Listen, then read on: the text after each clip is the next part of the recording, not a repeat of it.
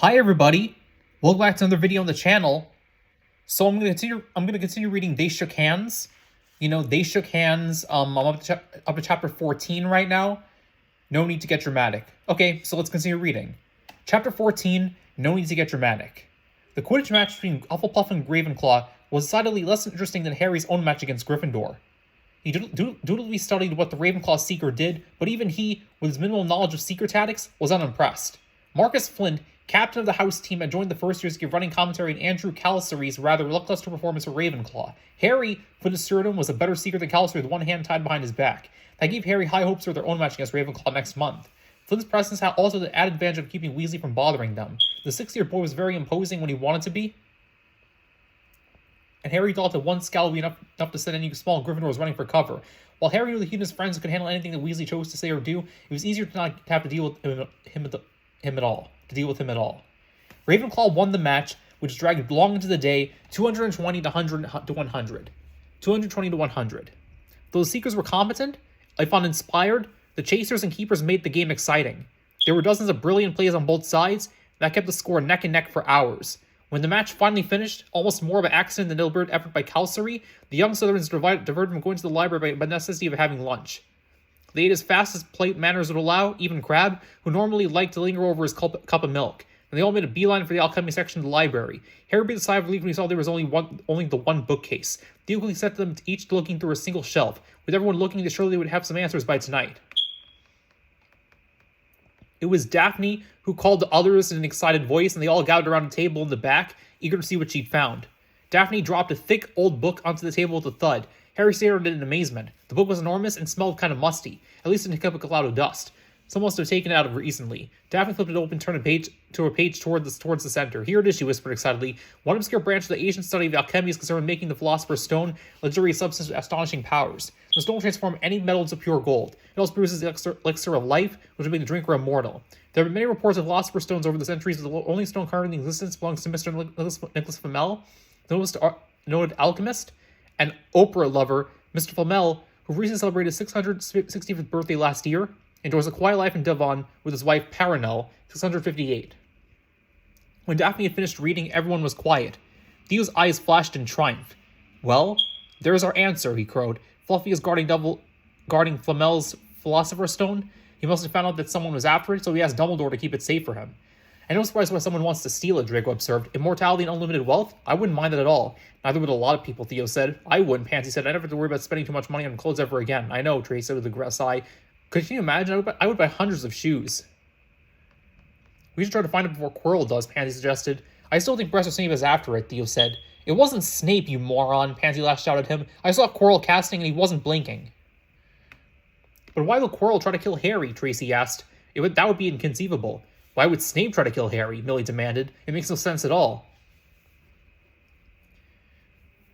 Yeah, agreed Draco. I just can't believe that Professor Snape, the head of our house, would be trying to kill one of the students placed under his protection. Besides, consider this. Quirrell was wandering on the corridors that night Harry had found that mirror. I bet he was looking for the stone. Quirrell teaches defense against the dark arts, Theo said. He has every reason to patrol the corridors. Didn't Harry overhear Filch saying that the Snape had asked him to let him know if anyone was roaming the halls at night? What business is it of Snape's? That made the faction which condemned Quirrell quiet down. Daphne cleared her throat. There's valid arguments on both sides, she said. My considered opinions that we just don't know for sure. It might not matter, Harry said softly, but I felt like Snape hated me when he first saw me. Everyone drew in close around him. At the feast, he looked right at me and got this hot pain in my scar. I don't know why he would have done that. It's never hurt me before then. Those suspected Quirrell looked at each other doubtfully. Daphne's right, Theo said. There are good points for both for and against. The only thing we can do right now is watch them both very carefully to see if we can find more clues. Maybe we should try to find out some more about them both, Tracy mused, biting her lower lip. That might help us figure it all out. Maybe, said Draco, but I tell you right now, it's not going to be Professor Snape.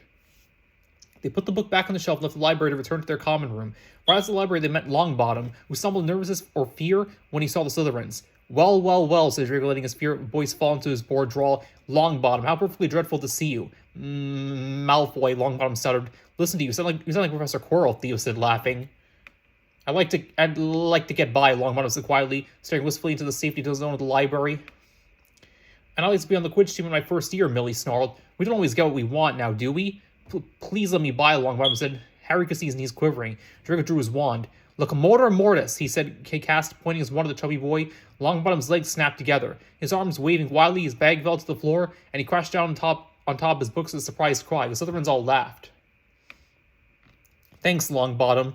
I've been looking for someone to try that out on. You can go study now. Why not look up the counterjinx? Draco laughed again and started off down the corridor. The others followed. Harry hung back as his friends walked away. What Draco had done wasn't right. Longbottom wasn't Muggle-born, and nothing in the Slytherin rules said it was okay to randomly assault fellow students. He drew his own wand and pointed. The Gryffindor cringed away, looking like he was about to cry. Harry quickly spotted the counterjinx and ran, missing the excited expression on the other boy's face. Back in the common room, Harry grabbed a hold of Draco's robes where the blonde boy could sit and pulled his friend towards their dorm room. When Draco opened his mouth to protest the rough treatment, Harry slapped his hand over it, forestalling the words. People took one look at Harry's furious face and backed away. Harry yanked the door open to the room open and shoved Draco through. He stalked in after his friend, slamming the door. What the hell is your bloody problem? Draco demanded angrily. Why'd you hex Longbottom? Harry asked in an outraged tone of voice. He folded his arms across his chest. He's not got anything to do with Muggles. You can't be serious, Draco scoffed. Longbottom? You're sticking up for Longbottom? He's never said so much as a word to you since the train, Harry said, feeling his face starting to heat up. Draco rolled his eyes. He's clumsy enough to be magic that he might as well be from a Muggle family. The Great Lump is practically a squib. Longbottom isn't a squib, Harry said disgustedly. How could a squib get an invitation to the school? Longbottom's a complete dunderhead, Draco said, waving his hand as if the question didn't concern him. You know that. He needs some encouragement if he's ever gonna get better. Who appointed you? Headmaster Dumbledore? Harry demanded. No one's just a regular chap trying to get by. If he wants to leave us alone, and we should leave him alone as well. Who? Longbottom. Oh, Draco sat down in his bed and looked up at Harry. You're being a real drag about this. Come on, then. Why are you so ready to just lay into him? He's never tried to cause a problem with us. You can hex Weasley all you like. That's fine. I'll gladly help. But there's a difference between hex somebody for payback and hex somebody out of a cruel sense of fun. Longbottom doesn't deserve this. He's done nothing to us. He's a bloody Gryffindor, Draco said flatly. That should be all the reason I need. Just him being a Gryffindor is enough for you to hate him, Harry speculated incredulously. That's ignorant. That's acting just like Weasley, saying that because of their house, they're worthy of our contempt. Don't say I'm like Weasley, Draco said angrily. That's more insulting than you can know. Well, stop acting like him then, Harry shouted back. God, it's bad enough that having a prejudiced pal like him as my enemy. Do I have to have one as my best friend too? Draco cast her glare towards Harry. I'm not a prat, he said defensively. Harry ignored Draco's protestation. He was in a frenzy. What if I've been sworn to a different house? Would you treat me just like you're treating Longbottom? You know my blood is pure, but would that matter if I were in Gryffindor? Harry, don't be absurd, he started to say. Remember House Rule 5. Blood does matter, Harry said, poking a finger to Draco's chest. I think that means that until Longbottom crosses us, he should get the same respect we give to Terry Boot. Draco frowned. We grew up with Terry. We know his worth. Harry scowled ferociously at his best mate. Fine, if it'll make you happy, I'll leave the chubby wanker alone. He isn't worth my time anyway, but don't think for a moment you're going to stop me from hexing Granger. Why not, Harry? Continued not letting up for a second. We got our revenge. She's in Hufflepuff with the rest of the Duffers, right? Harry, why are you being like this? Draco sounded puzzled. Back during our first flying lesson, you were all about playing around with Longbottom's stupid glass ball. That was different, Harry snapped. That wasn't to antagonize Longbottom. He wasn't even there. I was doing it to irritate Weasley. If our ball had gone broken, I would have brought him another. I've got no problem with him. There's no sense in going out of our way to get people hacked off at us. Harry continued in a more reasoned tone. If people try to cause problems with us, then we should do those problems with our best spells. But why go looking for trouble? And any answer Draco might have given was cut off as Theo knocked on the door and opened it immediately. What in Nolan's name is going on, he asked. Harry, why'd you drag Draco off like that? Don't you know he hates to have his clothes mussed? That made Harry crack a smile, even in his foul mood. We have something to discuss. I think you ought to hear it too, actually. Harry feels we should leave Longbottom alone, Theo, Draco told his friend. In fact, he wants us to leave all purebloods in their other houses alone, since he's interpreting House Rule 5 as meaning they should get the same respect we give Terry. Theo frowned. We grew up with Terry. That's what I told him, Draco sighed. But I think maybe he's got a point. The rule does seem pretty clear. So no more random hexings of purebloods, Theo asked, his voice incredulous. Not even Weasley? Stuff Weasley, Harry said cheerfully. He's gone out of his way to cross us, so he gets what he deserves and deserves what he gets. Others, like Longbottom, we leave alone. He's such a chicken, I can't help but wonder why he's in Gryffindor in the first place. Theo rubbed his jaw thoughtfully with one index finger. He could be right. Okay then, from now on we only hex those who earn it. I guess we better tell everyone else. Pansy's not gonna like this, Draco warned. Who cares what she likes, Theo replied nonchalantly. Now they weren't even methodically hexing any Gryffindor they caught by him or self. Slytherin's life settled to a fairly predictable routine. Choir practice went on, and they were even starting to sound pretty good. Their private practices at casting hexes and curses had them far ahead of Quirrell's lesson plans.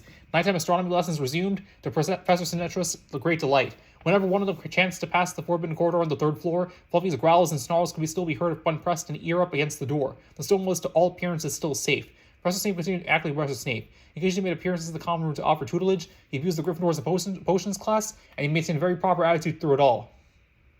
Professor Quirrell continued to be Professor Quirrell. He started his way through his lectures, teaching them unexpected sounds, and never told them about the good stuff. His behavior gave the first year Slytherins no clues, and neither did Professor Snape's. They were all frustrated with their lack of progress, none more than Harry. He wanted to know who had tried to kill him and why. He wanted answers he felt more than entitled. He hadn't felt his scar hurting in quite a while, so his possible clue had amounted to much. Almost before Harry realized that he was in the middle of February and St. Valentine's Day was upon them. Red, white, and pink decorations were all over the castle, and everyone was exchanging cards. Some cards would sing, others would rhyme, lots of things were exploding with confetti. After Draco had warned him that the girls expected certain things from this rather silly holiday, Harry got creative and charmed up his own Valentine's for the first year girls, each with a little poem on it. Stolen from a book to be sure, but probably cited and sourced. He also gave one to Jessica, who blushed prettily and kissed his cheek, one to Molly Archer, and one to Jamie Davis. To his intense surprise, he received a pile of Valentines, not just from girls in his year. Jessica gave him a card, as in Molly and Jamie. Samantha Warrington, Erica Chabray, Veronica Sawyer, and Joy DeMond, all second years, each gave him cards. Mandy Brocklehurst, his friend in Ravenclaw, also sent him a card, and he barely knew her. Theo, Draco, Crabbe, and Goyle all got numerous Valentines as well. Draco acted nonchalant about it all, but Theo was pleased, and Crabbe and Goyle were just as sound as Harry. The girls got more emotional about their Valentines, that was only natural. Tracy kept hugging Harry all day, and much more than she hugged Draco, Theo, Crabbe, or Goyle. She also spent several long occasions gazing wistfully at Elon, whose eloquence had quite overwhelmed her. Theo gave Pansy a bunch of dead flowers, and a valentine made from black parchment with a poem written in silver ink citing 10 ways I'd like to see her die. It was as close as Theo ever got to expressing affection for her. He had borrowed Harry's bottle with silver ink for the inscription, and Harry laughed as Theo read each stanza aloud. In contrast to the festive mood inside the castle, the weather the whole week was rainy, cold, and miserable. Harry was not looking forward to playing the weekend's Quidditch match in these conditions. At least the clouds were not weeping when the teams took to the skies. It was Slytherin versus Ravenclaw, and Slytherin had a commanding point lead over the other houses, so Harry could hatch snitch as quickly as he pleased. He hoped he would be able to catch soon and get back to dungeons where he could be warm. The self-warming term didn't work very well in playing Quidditch. The first years were all concerned that the teacher would jinx Harry's broom in his last match to try again. Theo and Tracy looked worried when they saw Professor Snape sitting in the faculty section. They had both bought binoculars to watch for any foul play. Millie, Draco, and Pansy looked quite pleased to see their head of house, and likewise had binoculars to watch Professor Quirrell. Daphne said that after failed once, the guilty party wouldn't try the same stunt again, especially with Professor Dumbledore sitting right there in the staff section. Goyle and Crabbe just left thinking to the clever ones. If Goyle was needed for action, he would be ready. Perhaps it was just bad luck to have sitting near Weasley and his Griffin friends. Draco preferred to think of it as an opportunity. He poked Weasley in the back of the head. Ow, what's the big Malfoy I might have known? What do you want? Weasley's voice is cold, and he resisted rubbing the back of his head where Draco had poked him. Sorry, Weasley, didn't see you there. I thought it was an ugly house elf, Draco snickered. How long is Potter going to stay on his broom this time? Weasley asked in a nasty tone of voice. Why, Weasley? Did you want to make a bet? Does your mommy allow you to gamble? Draco's drawling sneer was in full force. Weasley's face got red. Don't you have a go at my mum, he threatened, shaking a finger in Draco's face. Leave him alone, Malfoy, Longbottom stuttered, turning around to face the Slytherins. From the look on his face, he'd rather be anywhere else, even up in the sky or on a broom playing target for the beaters like Ravenclaw's keeper was currently doing.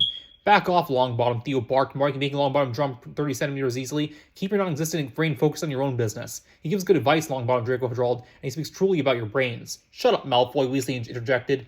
Longbottom turned bright red.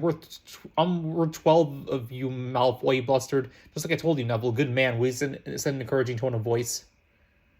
That statement sent Slytherins bursting with laughter. The Gryffindor continued flushing red. Draco regained his breath first. Longbottom, if brains are gold, to be poorer than Weasley, and that's just pathetic. I told you to shut up, Malfoy, Weasley said, rising to his feet. It looked like he was about ready to start hitting people. Draco looked through his binoculars and hummed a little tune to himself. Without realizing it, Seamus Finnegan and Dean Thomas were soon humming along with him. Crabbe and Goyle came in humming the harmony, and Theo began to sing a bit.